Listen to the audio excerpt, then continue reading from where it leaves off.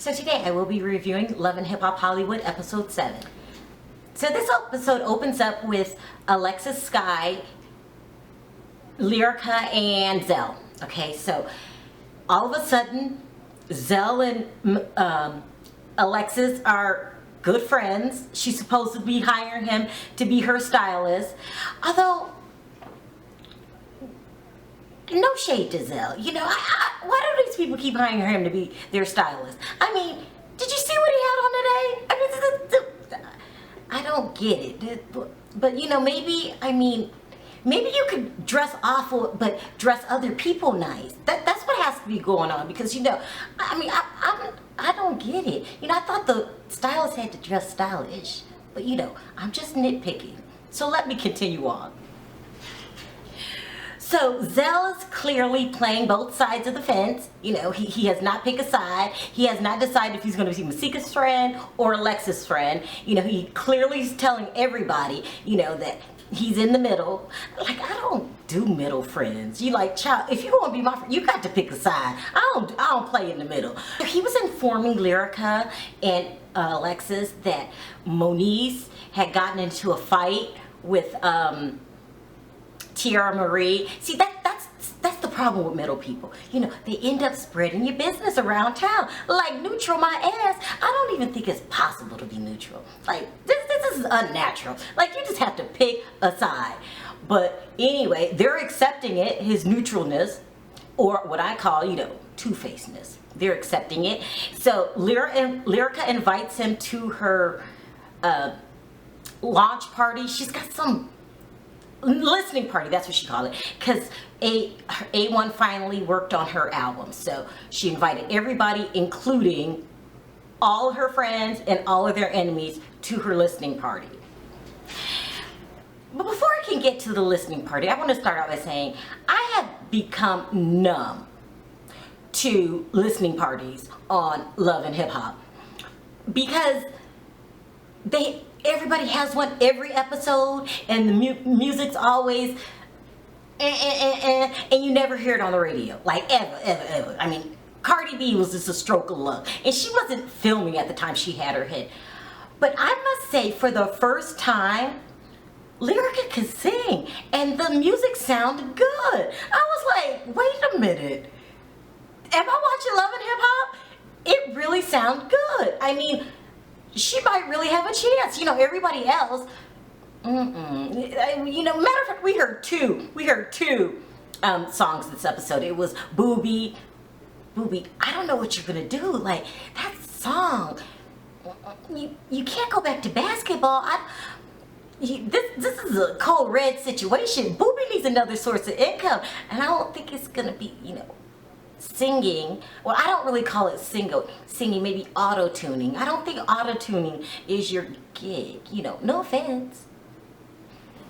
So we're all at Lyrica's party, and of course she invited all the friends, all the enemies. So what happens when everyone gets to the party? Well, of course, they start arguing, okay? Of course, when all the friends and the enemies get to the party, you know, we heard the first 5 minutes of the song, which was a really good song. Booby shows up with Brooke Valentine. Now, this whole Brooke Valentine thing, it's just, I'm not liking it. I'm not feeling Brooke. First of all, I don't care if Daniel and Keisha were broke up for 30 years. It's just not a good look for you to take her sloppy seconds when you know that's her baby's daddy.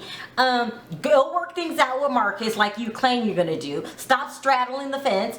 Oh, I'm gonna work things out with Marcus, but every time you turn around, you're always winking at damn Booby's ass. So she showed up to the party with Booby's ass. This was not a good look, and caught Lyrica and A1 by surprise because she wasn't with Marcus. You know, this, bruh, you're on national television. This is not a good look. You know, you're gonna get a reputation. I'm trying to tell you.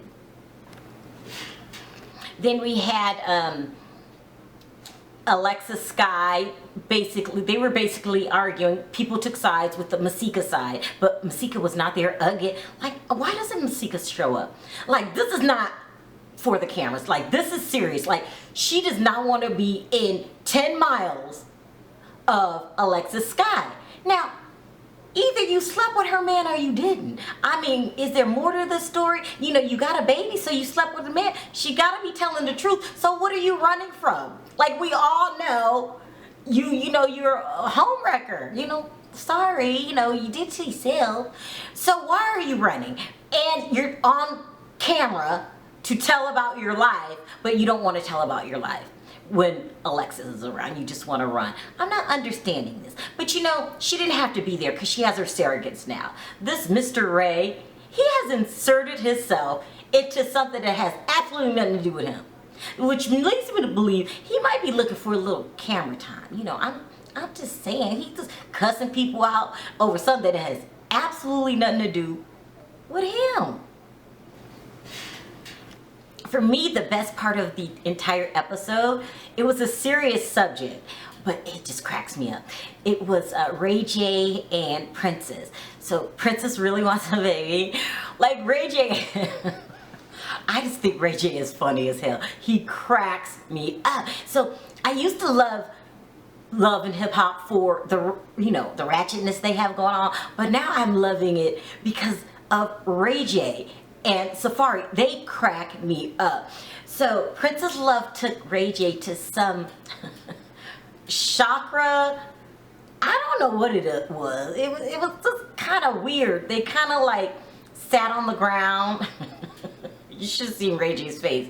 And like chanting, and then she, I don't know what the hell it was. I guess it was praying over her. I don't understand what was going on because I'm not familiar with that. And I don't know how that's going to help Ray J's sperm count.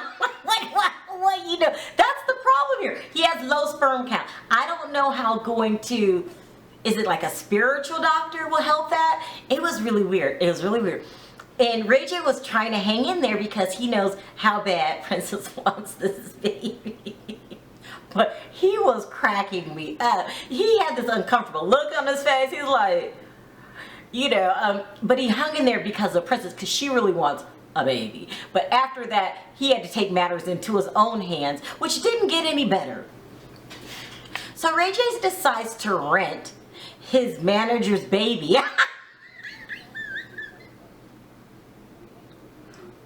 for the night as practice to show Princess how he really wants to be a baby and how he really wants a child too. You know, he's all in. He's trying to show her, you know, I'm all in. So it's a baby, like months old. And so he walks up to Princess with this baby. And he was all down for it. You know, he was Googling the baby. Kukuku, you're so cute. Holding and rocking until it was time to change the pamper. Ray J is, something's wrong with Ray J. Ray J is, oh my God. Just, boy, is just off his rocker. And I love it. The final storyline was a serious one. It was about Teairra Marie and her drinking problems. So her friends are going around saying she has a drinking problem. Now, if she has a drinking problem, they haven't really showed it on the show. I mean, she never like sloppy drunk talking out the side of her head on the show, but that doesn't mean she doesn't have a problem. Obviously, her friends are concerned. Moniece tried to set up a intervention earlier with Cisco. That didn't work, you know, because, you know, Cisco's kind of, you know, all about Cisco, a little selfish. He didn't want to be in on it. And everyone's trying to figure out how to help her. Nikki Baby had a launch party of her cosmetics line, and she invited Hazel and Teairra and kind of asked them to get along. They wasn't having it. Teairra tried to, you know, hit her in front of Nikki's mom. It just went south. So Teairra decides to go talk to Moniece about this drinking problem. And what should they do about it? Then the next scene, it cuts to Moniece's girlfriend, AD, sitting at a table talking to Teairra. And I was thinking, why the hell is she talking to Teairra? Like, Moniece and Teairra are not getting along, you know. So I was watching it with an attitude because I was just like, that's crossing the line for me. Well, false alarm, it turns out AD ended up inviting inviting Teairra to a to Monique's surprise birthday party, but it turned out to be an intervention. Now, I didn't think she had a drinking problem at first, because I was like, we never seen it, but I don't think this was for the cameras. I think this was serious, and I think that what they did was admirable, because the worst thing to do is to see someone needing help, killing themselves, and you just sit around and watch. It's much harder to do something about it. That's what real friends do. They try to help, not just sit there and assist or turn a blind eye as if it's not happening. So, I got to give kudos to Monique and everybody at the intervention, because it's a hard thing to do.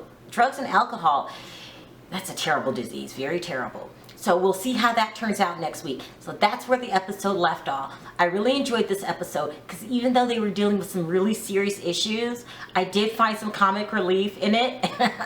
And then they cut the ratchetness fighting down to only 2 fist fights. It wasn't that bad. It was pretty good. Thanks for watching. Talk to you next time. Bye.